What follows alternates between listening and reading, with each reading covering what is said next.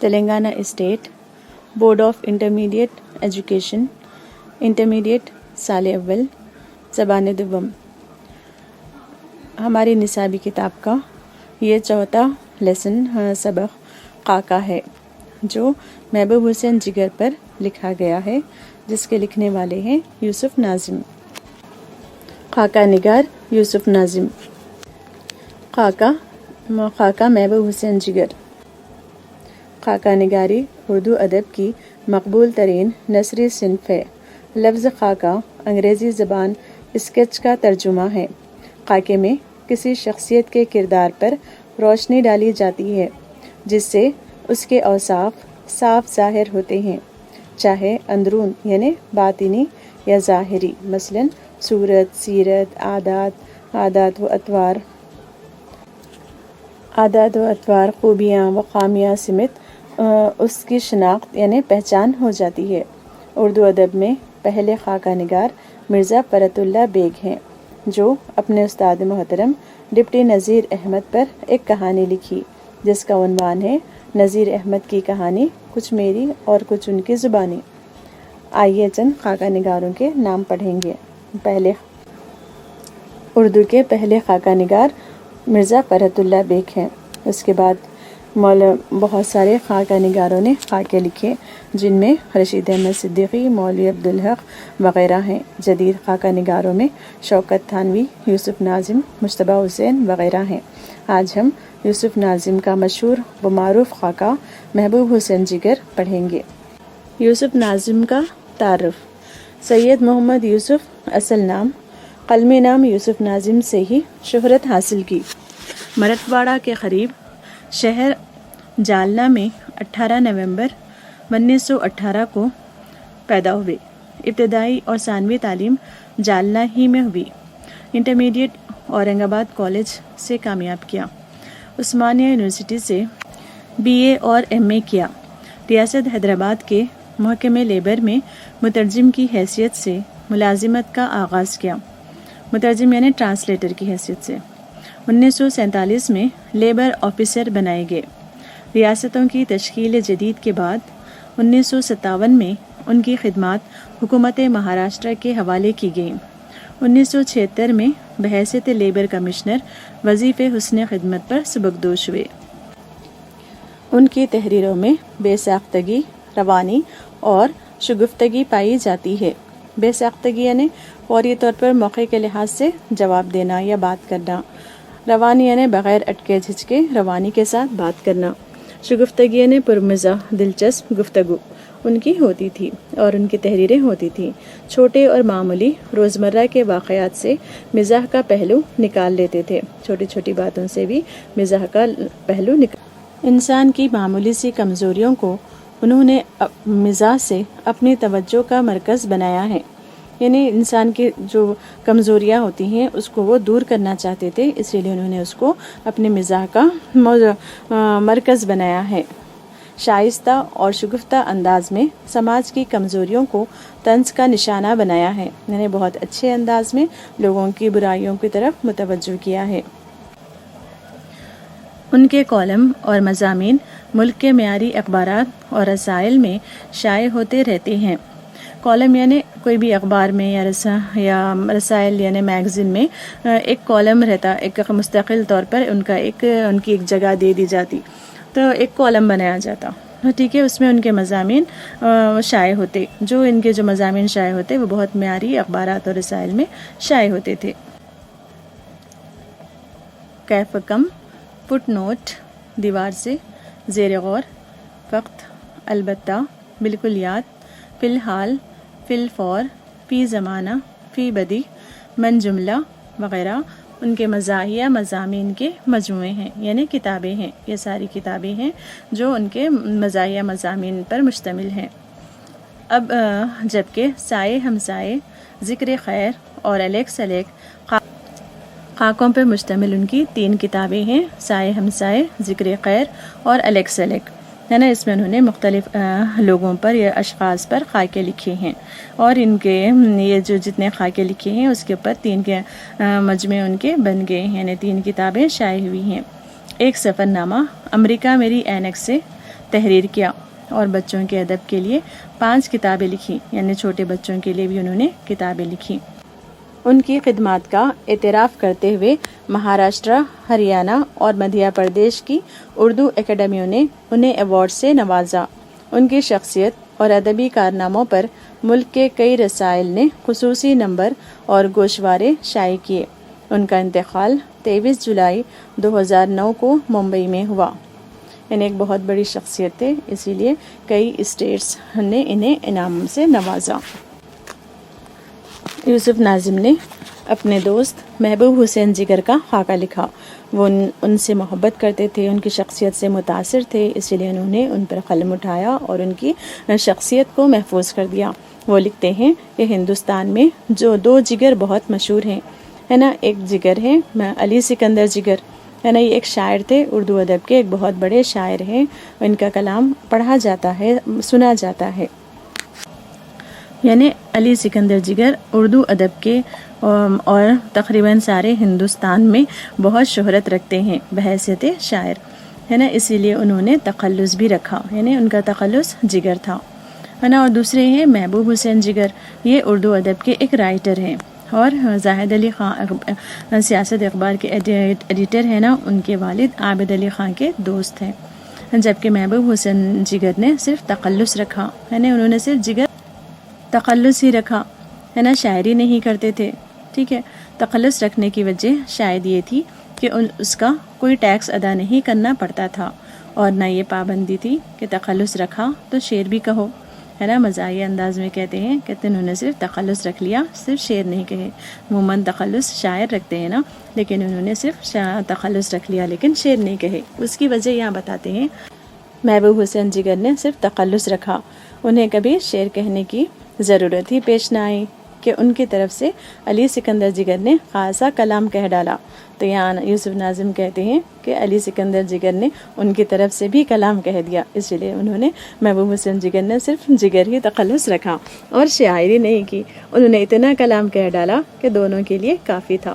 وہ زمانہ برادرانہ تعلقات کا تھا، اور 2 ہم تخلص لوگوں میں اتنا بھائی چارہ تھا کہ خاص طور سے شاعری کے معاملے میں کوئی غیریت نہیں برتی جاتی تھی، ہے نا۔ وہ زمانہ بہت اچھی دوستی کا تھا، بھائی چارگی کا تھا، محبت کا تھا، اسی لیے 2 ہم تخلص دوستوں میں اتنی بھائی چارہ، یعنی اتنی محبت تھی کہ شاعری کے معاملے میں کوئی غیرت نہیں برتی کہ تمہاری شاعری ہے یہ میری شاعری ہے نا۔ تو ان کی شاعری کو بھی اپنی شاعری سمجھتے تھے، اس لیے کبھی یہ سوال ہی پیدا نہ ہوا کہ تیرا اور وہ میرا کا سوال ہی پیدا نہیں ہوتا تھا۔ اس طرح محبوب حسین جگر فائدے میں رہے۔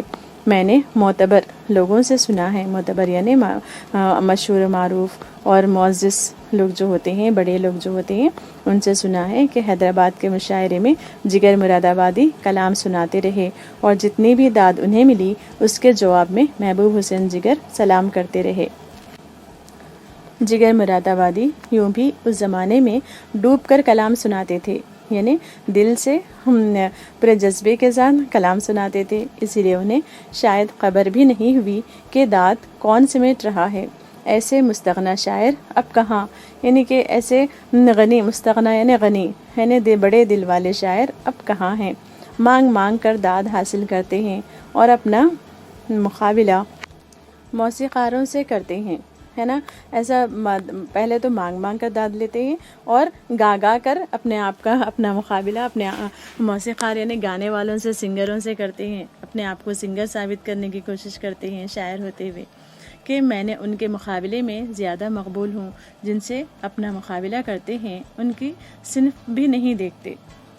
جس کے زمانے میں یعنی سنگروں سے اپنا مقابلہ کرتے ہیں آج کے زمانے کے شاعر، اور پھر ان کے جو سنگر ہیں ان کے صنف بھی نہیں دیکھتے کہ وہ لڑکا ہے یا لڑکی ہے، اور ان سے مقابلہ کرتے ہیں۔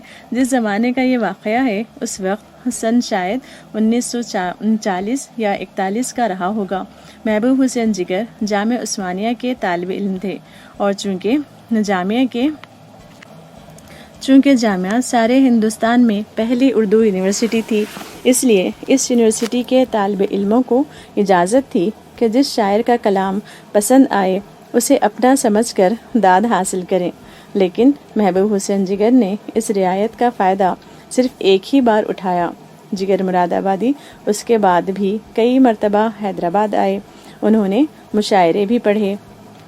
محبوب حسین جگر بھی ان مشاعروں میں موجود تھے، لیکن شاید انہیں معلوم ہو گیا تھا کہ جگر مراد آبادی اب ڈوب کر شعر نہیں سناتے ہیں۔ دونوں محتاط ہو گئے، یعنی احتیاط برتنے لگے۔ انہوں شاعری کہنے میں بھی احتیاط برتنے لگے کہ ڈوب کر کلام نہیں سنا رہے تھے، اور محبوب حسین جگر بھی احتیاط برتنے لگے اور دانت نہیں سمیٹ رہے تھے۔ ٹھیک ہے۔ یوسف ناظم کہتے ہیں کہ محبوب حسین جگر سے میری ملاقات جامع عثمانیہ ہی کے اقامت خانے میں ہوئی، یعنی ہاسٹل میں ہوئی۔ محبوب حسین کی ملاقات یوسف ناظم سے عثمانیہ کے ہاسٹل میں ہوئی۔ میں اورنگ آباد انٹرمیڈیٹ کالج کے سال اول کا طالب علم تھا، اور آرٹس کالج کے افتتاح کی تقریب کے موقع پر جو بین الکلیاتی تقریری مقابلہ منعقد ہوا تھا، اس میں اورنگ آباد کالج کے نمائندے کی حیثیت سے حیدرآباد آیا تھا، یعنی انٹر کالج کمپٹیشن کے سلسلے میں وہ اورنگ آباد سے حیدرآباد آئے تھے۔ وہ اورنگ آباد کالج کے تھے۔ کون؟ یوسف ناظم۔ ابراہیم جیلیس گلبرگہ کے کالج کے نمائندے تھے، ابراہیم جیلیس بھی گلبرگہ کالج کے تھے، اور یہ اورنگ آباد کالج کے تھے، اور جبکہ محبوب حسین جگر یہ عثمانیہ یونیورسٹی کے تھے۔ لیکن میری شاید ان سے ملاقات نہیں ہوئی تھی۔ محبوب حسین جگر اسی ہاسٹل میں تھے اور اس تقریری مقابلے کے نگران کار تھے، لینے لیڈر تھے، اس کا سارا انتظام وہی دیکھ رہے تھے۔ محبوب حسین جگر ہاسٹل کے میں جو بھی بچے پارٹیسپیٹ ہوئے تھے اس کو وہ دیکھ رہے تھے۔ اصل میں مقابلے سے ایک دن پہلے انہوں نے میرا امتحان لیا اور ہاسٹل میں ایک ریہرسل مقابلہ منعقد کیا۔ تو اس سے پہلے ہی، مقابلے سے پہلے ہی انہوں نے سب کے مضامین کیسے ہیں وہ انہوں نے چیک کیا۔ کون؟ محبوب حسین جگر نے۔ ایک دن پہلے انہوں نے میرا امتحان لیا، ہے نا، اس کا یوسف ناظم کا، اور ہاسٹل میں ایک ریہرسل منعقد کیا۔ میری تقریر انہیں اتنی پسند آئی کہ انہوں نے شاید اعلان کر دیا کہ اصل مقابلہ میرے ہی ساتھ رہے گا۔ دوسرے دن جب مقابلہ ہوا مجھ پر کافی ہوٹنگ ہوئی۔ تو محبوب حسین جگر نے جب ریہرسل کیا تو انہیں اندازہ لگ گیا کہ یوسف ناظم نے بہت ہی اچھا تیاری کی ہے، بہت محنت کی ہے، تو انہوں نے کہہ دیا کہ اصل مقابلہ انہی کے ساتھ ہے۔ تو لہٰذا دوسرے دن سب لوگوں نے ان پر کافی ہوٹنگ کی، یعنی انہیں بہت ستانے کی کوشش کی۔ ہوٹنگ تو دوسروں پر بھی ہوئی، لیکن جو زیادہ دیر تک ڈٹا رہا اسی نے مقابلہ جیتا۔ یعنی لوگ ستاتے ہیں، بیچ بیچ میں باتیں بولتے ہیں نا تقریر کرنے والوں کو یا شاعری کرنے والوں کو، تو یہ ووٹنگ کہتے ہیں۔ تو دوسروں کے ساتھ بھی ہوئی، لیکن دوسرے جو نے ڈر کے جلدی چھوڑ کر مائک ہٹ جاتے ہیں، لیکن جو ان کا مقابلہ کرتے ہیں وہ جیت جاتے ہیں۔ یہ ثابت قدمی کا انعام تھا، تقریر کا نہیں۔ تو یوسف ناظم کو ایسا معلوم ہوا کہ تقریر کا نہیں بلکہ اسٹیج پر ثابت قدم ٹھہرے رہنے کا مقابلہ تھا۔ محبوب حسین جگر نے اس دن بھی مجھے مبارکباد دی۔ اس واقعے کو نصف صدی اور 2 سال ہو گئے، یعنی کہ 52 سال ہو گئے، لیکن اس کی یاد اب بھی تازہ ہے۔ ان کی اس مبارکباد کا نتیجہ یہ ہوا کہ بعد میں نے کسی تقریری مقابلے میں حصہ نہیں لیا۔ سامعین بھی ہاتھ ملتے رہ گئے، یعنی بچوں نے انہیں اتنا ستایا کہ اس کے بعد انہوں نے کسی بھی مقابلے میں حصہ نہیں لیا۔ اور وہ کہہ رہے ہیں کہ شاید اسی وجہ سے سننے والے ہاتھ ملتے رہ گئے اور افسوس کرتے رہ گئے کہ ہمیں یوسف ناظم کی تقریر سننے کا موقع نہیں ملا۔ محبوب حسین جگر اور عابد علی خاں میں اسی زمانے میں دوستی ہوئی۔ حالانکہ عابد علی خاں اقامت خانے میں نہیں رہتے تھے، لیکن ان دونوں کی دوستی کا شہرہ دور دور تک تھا، ہے نا۔ عابد علی خاں جو میں بھی بتائی تھی آپ کو کہ زاہد علی خاں کے والد تھے، اور محبوب حسین جگر دونوں میں بہت دوستی تھی، جبکہ محبوب حسین جگر ہاسٹل میں رہتے تھے اور عابد علی خاں ہاسٹل میں نہیں رہتے تھے، لیکن دوستی بہت مشہور تھی، دور دور تک لوگ ان کی دوستی کو جانتے تھے اور اس کی مثال دی جاتی تھی۔ اور عابد علی خاں نے جب روزنامہ سیاست جاری کیا تو اس وقت ان کے دست راست، یعنی ان کے مددگار محبوب حسین جگر ہی تھے۔ اس وقت لوگوں کو اندازہ ہوا کہ ان کا شعر نہ کہنا سیاست کا کتنا کام آیا، ہے نا۔ انہوں شاعری کرتے تھے تو سیاست کے کام نہیں کر سکتے تھے، کیونکہ ان کی دلچسپی ادھر شاعری ہی میں رہتی تھی. لیکن انہوں نے شاعری نہیں کیے، بلکہ انہوں نے سیاست میں اخبار میں بہت اچھا کام کیا، جس کی وجہ سے سیاست اخبار آج بھی چلتا ہے. میرا خیال ہے کہ صحافت یعنی میڈیا اس سے پہلے ہندوستان میں ان لوگوں کے ہاتھ میں رہی ہے نا. میڈیا سب سے پہلے ان لوگوں کے ہی ہاتھ میں تھی جو باضابطہ شعر کہتے تھے. مولانا ظفر علی خان، مولانا محمد علی جوہر، مولانا فضل الحسن حسرت موہانی اور مولانا عبد الماجد دریابادی سب باضابطہ شاعر تھے. عبد الماجد سالک بھی شاعر تھے، اور جوش ملی آبادی نے بھی ایک رسالہ کلیم کی ادارت کی. خود حیدرآباد میں جتنے اخبار شائع ہوتے تھے ان کے مدیر یعنی ایڈیٹر شاعر بھی تھے، اور اب مدیر بھی شاعر تھے، نائب مدیر بھی شاعر تھے. یعنی پورے لوگ جو ہوتے تھے اخبار نکالتے تھے، وہ رسائل نکالتے تھے، وہ سب شاعر ہی ہوتے تھے. صرف سیاست وہ اخبار تھا جس کے مدیر اور منتظم دونوں غیر شاعر تھے ہے نا. جتنے ہم شاعروں کے ابھی نام پڑھے ہیں نا، وہ سب کے سب شاعر بھی تھے اور اخبار بھی نکالتے تھے، نہ تو رسالے نکالتے تھے. لیکن سیاست ایک ایسا اخبار تھا جس کے ایڈیٹر اور نہ چیف ایڈیٹر دونوں جو ہے جو شاعر نہیں تھے. یہ ایک ایسا اخبار تھا. عجیب بات ہے کہ اس اخبار کی وجہ سے حیدرآباد میں سیاست کا مشاعرہ پیدا ہوا. یعنی وہ لوگ شاعری تو نہیں کرتے تھے لیکن مشاعرے کرواتے تھے، اور آج بھی زندہ ہے. یعنی آج بھی سیاست کے آفس میں مشاعرے ہوتے ہیں. ہندوستان کی تاریخ میں سید برادران کا نام اس لیے مشہور ہے کہ یہ بادشاہ نہیں تھے لیکن بادشاہ گر تھے. انہیں بادشاہ نہیں تھے لیکن وہ لوگوں کے دل کو جیت لیتے تھے، لوگوں کے دلوں پر وہ حکومت کرتے تھے. ٹھیک ہے، لوگوں سے بہت اچھا کام لیتے تھے. شاعر نہیں تھے لیکن شاعری کرواتے تھے. محبوب حسین جگر کو میں نے دفتر سیاست میں کبھی سیدھی کرسی پر بیٹھے نہیں دیکھا. ان کی کرسی کا زاویہ ہمیشہ کج رہا یعنی ٹیڑھا رہا.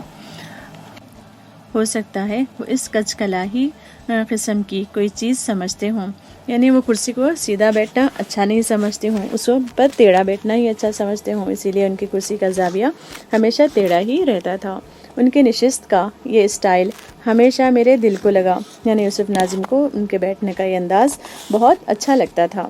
ساتھ بیٹھنے میں قربت کا احساس الگ ہوتا تھا. ان کے ٹیڑھا بیٹھنے سے یوسف ناظم کو ایسے لگتا تھا جیسے وہ ان کے قریب بیٹھے ہوں، ویسے دوری کا کبھی احساس ہوا ہی نہیں. تو وہ کہہ رہے ہیں کہ کبھی ان سے دوری تو محسوس نہیں ہوئی، لیکن ان کے اس طرح بیٹھنے سے اور بھی زیادہ قربت کا احساس ہوتا تھا، یعنی محبت کا اور قریب ہونے کا احساس ہوتا تھا. سیدھے آدمیوں کو ہمیشہ ایسی ہی کرسی پر بیٹھنا چاہیے ہے نا. جو سیدھے لوگ سادے لوگ ہوتے ہیں انہیں ایسا ہی بیٹھنا چاہیے. یوسف ناظم کہہ رہے ہیں جس کا رخ دوسری ساری کرسیوں سے مختلف ہو، نہ مشرق ہو نہ مغرب، جنوب مشرق یا جنوب مغرب. شمال کے سمت میں نے جگر مراد آبادی کے لیے چھوڑ دی. تو انہوں کہہ رہے ہیں کہ کسی بھی طرف رخ نہیں کرنا چاہیے، جیسا کرسی کو ہمیشہ ٹیڑھا کر کے کج کر کے مہمان کے قریب کر کے بیٹھنا چاہیے. یوسف ناظم کہتے ہیں کہ محبوب حسین جگر نے شاید ہی زندگی میں کبھی فاؤنٹین پین خریدا ہو. رف کاغذ پر لکھنے کی اتنی عمدہ مشق کسی اور کو ہوگی بھی نہیں. وہ کہتے ہیں کہ پین سے کبھی بھی نہیں لکھتے تھے، ہمیشہ رف پیپر پر ہی بہت ہی اچھا اور عمدہ لکھا کرتے تھے. کسی طبیب نے شاید انہیں سفید کاغذ کا پرہیز بتایا تھا ہے نا. کوئی بھی اخباروں پر یا کوئی بھی چٹھیوں پر لکھا کرتے تھے، تو سیدھے سفید کاغذ لے کر نہیں لکھتے تھے. تو ایسا معلوم ہوتا تھا کہ طبیب یعنی ڈاکٹر نے انہیں سفید کاغذ کا پرہیز بتایا ہے. سیاست کے دفتر میں جتنا بھی اخباری کاغذ کوٹا درآمد ہوتا ہے اس کا 10% تو یقیناً جگر ہی استعمال کرتے ہوں گے. کوئی مضمون، کوئی تحریر، کوئی خط ان کی قلم کی زد سے شاید ہی بچا ہو. یعنی کوئی بھی تحریر کو کریکشن کیے بغیر چھوڑتے ہی نہیں تھے. ہر چیز ان کی نظروں میں جو بھی مضمون آ جاتا وہ ان کی قلم کی زد سے بچتا ہی نہیں تھا، وہ کریکشن ہوتا ہی تھا. کیسے ہوتا تھا؟ طویل مضمون کو مختصر کرنا تو سبھی کو آتا ہے، لیکن مختصر مضمون کو مختصر کرنا صرف محبوب حسین جگر کا حصہ ہے. تو اس طرح وہ کوئی بھی مضمون کو لیتے تو اس کو مختصر کر دیتے تھے بہت ہی خوبی کے ساتھ. لیکن مختصر مضمون کو مختصر کرنا صرف محبوب حسین جگر کا حصہ ہے. ہے نا، مختصر تحریر کو بھی وہ بہت معنی خیز انداز میں اور بھی مختصر کر دیتے تھے۔ یہ بہت ہی بڑا کمال تھا ان کے قلم کا۔ معاوضے کا بھی یہی قصہ ہے۔ عابد علی خان سے میں نے 2-4 مرتبہ ذکر بھی کیا کہ کیا آپ کو اس بات کا علم نہیں ہے کہ ہندوستان میں مہنگائی بہت ہو گئی ہے؟ انہوں نے بس ایک ہی جواب دیا، جگر صاحب سے کہیے۔ یہ عجیب بات ہے کہ عابد علی خان سے لوگ بات کر لیتے تھے، ہے نا۔ تو انہوں کہہ رہے ہیں کہ جس طرح تحریر کو مختصر کر دیتے تھے، اسی طرح ان کی سیلری کو بھی مختصر کر دیتے تھے لوگوں کی۔ تو اس کا ایک شکایت عابد علی خان سے کی گئی، تو انہوں نے کہا کہ جگر صاحب سے کہیے، ہے نا، مہنگائی بہت ہو گئی، بولے تو جگر صاحب سے کہیے۔ تو لوگ جگر صاحب سے بات کرنے تھوڑا ڈرتے تھے، جبکہ عابد علی خان سے لوگ اچھی طرح گفتگو کر لیا کرتے تھے۔ یہ ایک شخصیت کی خامی ہے جس کو بہت ہی خوبصورت انداز میں یوسف ناظم نے بیان کیا ہے۔ یعنی مہنگائی کے زمانے میں انہوں نے لوگوں کو دل کھول کر پیسے نہیں، سیلری نہیں دی۔ تو یہ ایک مبہم انداز میں ایک شکایت کی گئی ہے یا ان کی خامی بتائی گئی ہے۔ انہیں انسان خوبیوں اور خامیوں کا مجموعہ ہوتا ہے، تو انہوں نے یہاں پر ان کا اس کا مختصر۔ جگر صاحب بات کرنے میں یا تو ہچکچاتے یا بات کرتے وقت لکنت کا شکار ہو جاتے۔ ان کے اس پہلو پر شاید لوگوں کی نظر نہ گئی ہو، میری بھی بہت دنوں بعد گئی۔ تو یوسف ناظم کہہ رہے ہیں کہ وہ بات کرنے میں تھوڑا ہچکچاتے تھے، روانی کے ساتھ بات نہیں کرتے تھے اور لکنت کا شکار تھے، یعنی کہ اٹک اٹک کر بات کرتے تھے۔ لوگ ان کی باتوں پر اتنا اہمیت دیتے تھے کہ اس کو پر غور نہیں کرے۔ انہوں نے بھی بعد میں اس کو دیکھا، محسوس کیا۔ اب ان کا دوسرا قصہ بیان کر رہے ہیں کہ حیدرآباد میں بٹوا استعمال کرنے والے اب کتنے رہ گئے ہیں، ہے نا۔ پہلے زمانے میں بٹوے استعمال ہوتے تھے جس میں کبھی پیسے یا کبھی پان رکھے جاتے تھے۔ جامعہ عثمانیہ میں ڈاکٹر زور البتہ جب بھی کلاس میں آئے بٹوا ان کے ساتھ رہا، ہے نا۔ انہوں پان کھاتے تھے شاید، اسی لیے بٹوا ان کے ہاتھ میں رہتا تھا ڈاکٹر زور کے۔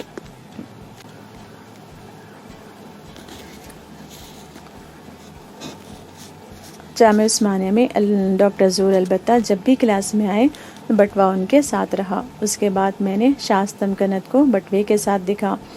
ڈاکٹر زور ایک رائٹر تھے، شاستم کنت ایک شاعر تھے، لیکن مرحوم پان کھانے کے معاملے میں بہت فیاض تھے۔ فیاض ان معنی میں کہ پان کھاتے بھی تھے اور جگہ جگہ چھڑکتے بھی تھے۔ وہ پان کھائیں یا نہ کھائیں، ان کا لباس بتا دیتا تھا کہ وہ پان کھاتے ہیں۔ محبوب حسین جگر کو پان کھانے کا سلیقہ تھا، کیا مجال جو اس کا خطرہ بھی ادھر ادھر ٹپک جائے۔ عرق انفعال ان کے یہاں آیا ہی نہیں تھا۔ اخلاق و آداب میں حیدرآباد کی روایتی کمزوریاں برقرار رہیں۔ کھڑے رہ کر گلے ملنے کی رسم ان سے چھوٹتی نہیں تھی۔ انہیں شاید معلوم نہیں تھا کہ گلے ملنے سے فریق ثانی کو اندازہ ہو جاتا ہے کہ وہ کتنے دبلے ہو گئے ہیں۔ دبلا ہونا بری بات نہیں ہے، لیکن اس کی کوئی حد ہونی چاہیے۔ ایک بات بہرحال یہ اچھی ہے کہ ان کی کم سخنی نے انہیں گوشہ نشینی پر راغب نہیں کیا۔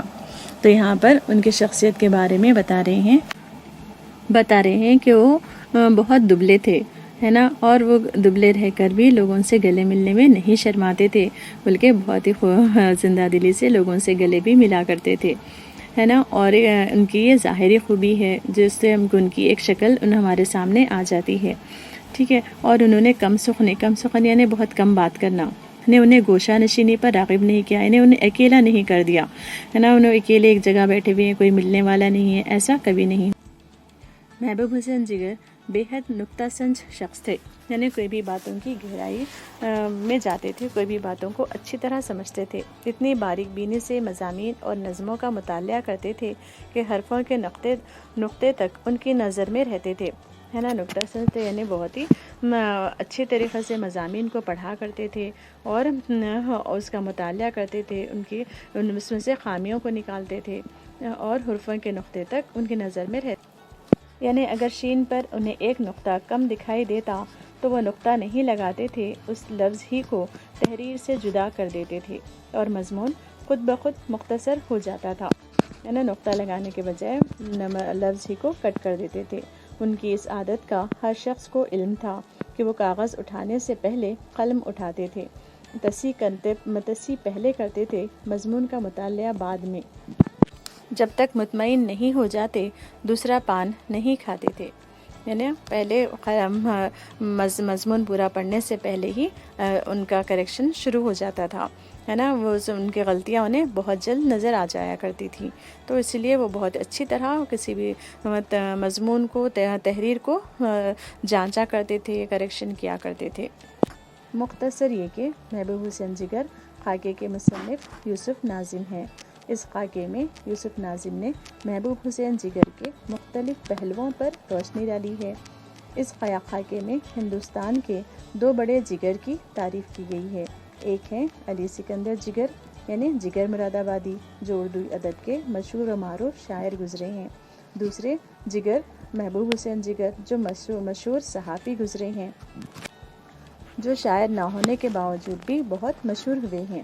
علی سکندر جگر مراد آبادی مشاعرہ پڑھنے کے غرض سے حیدرآباد آیا کرتے تھے، جن کے کلام کی تعریف میں محبوب حسین جگر سلام کرتے رہے اور داد بھی وصول کرتے رہے۔ یہ بات اس زمانے کی ہے جب جامعہ کے طلباء کو اجازت بھی تھی اور آزادی بھی، اور یہ بھی ایک عادت تھی کہ پان کھانے کے معاملے میں محبوب حسین جگر بڑے ماہر تھے، اتنے ماہر کہ پان کا ایک خطرہ بھی کہیں گننے نہیں پاتا تھا۔ دوستی بھی سلیقے سے نبھاتے تھے،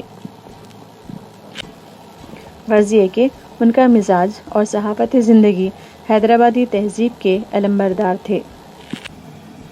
محبوب حسین جگر سیاست آفس میں کرسی پر کبھی سیدھے نہیں بیٹھتے تھے، ان کی کرسی کا زاویہ ہمیشہ ٹیڑھا رہتا تھا۔ خاکہ نگار کے خیال میں سیدھے آدمیوں کو ہمیشہ ایسی ہی کرسی پر بیٹھنا چاہیے جس کا رخ دوسری ساری کرسیوں سے مختلف ہو۔ محبوب حسین جگر کی ایک عادت رہی کہ انہوں نے کبھی زندگی میں فاؤنٹین پین نہیں خریدا اور صرف کاغذ پر بڑے سلیقے سے لکھتے تھے۔ ایک صحافی ہونے کے ناطے انہوں نے کوئی نظم یا تحریر کو اپنے قلم کی زد سے بچنے نہ دیا۔ اس طرح ہم یوسف ناظم کے خاکے محبوب حسین جگر میں ہم محبوب حسین جگر سے اچھی طرح واقف ہو گئے ہیں۔ اب ہم ان کے متعلق سوالات جوابات دیکھیں گے۔ سب سے پہلا سوال ہے متن کا حوالہ، ہے نا، تو مندرجہ ذیل عبارت کا بحوالہ متن تشریح کیجیے۔ 2 ہم تخلص لوگوں میں اتنا بھائی چارہ تھا کہ خاص طور سے شاعری کے معاملے میں کوئی غیریت برتی نہیں جاتی تھی۔ دوسرا متن کا حوالہ ہے صرف سیاست وہ اخبار تھا جس کے مدیر اور منتظم دونوں غیر شاعر تھے۔ تیسرا متن کا حوالہ ہے طویل مضمون کو مختصر کرنا تو سبھی کو آتا ہے، لیکن مختصر مضمون کو مختصر کرنا صرف محبوب حسین جگر کا حصہ ہے۔ دوسرا سوال ہے 5 سطروں میں جواب لکھیے۔ پہلا، تخلص جگر کے بارے میں مصنف کا کیا خیال ہے؟ دوسرا سوال ہے محبوب حسین جگر سے پہلی ملاقات مصنف کی کب اور کہاں ہوئی؟ تیسرا سوال ہے محبوب حسین جگر اور عابد علی خان کی دوستی کے بارے میں آپ کیا جانتے؟ ایک جملہ یا لفظ میں جواب دیجیے۔ پہلا سوال ہے جگر مراد آبادی کس طرح اپنا کلام سناتے تھے؟ دوسرا، یوسف ناظم کب اور کہاں پیدا ہوئے؟ تیسرا، ڈاکٹر زور کلاس میں کس حالت میں آتے تھے؟ چوتھا، محبوب حسین جگر کو پان کھانے کا سلیقہ کیسا تھا؟ پانچواں، یوسف ناظم کا سفر نامے کا نام کیا ہے؟ یوسف ناظم نے محبوب حسین جگر کا خاکہ کس طرح کھینچا ہے؟ بیان کیجیے۔ خاکہ محبوب حسین جگر کا خلاصہ اپنے الفاظ میں لکھیے۔ تیسرا سوال، محبوب حسین جگر کی شخصیت کے اہم پہلوؤں پر روشنی ڈالیے۔ یہ لانگ آنسرز ہیں، ٹھیک ہے۔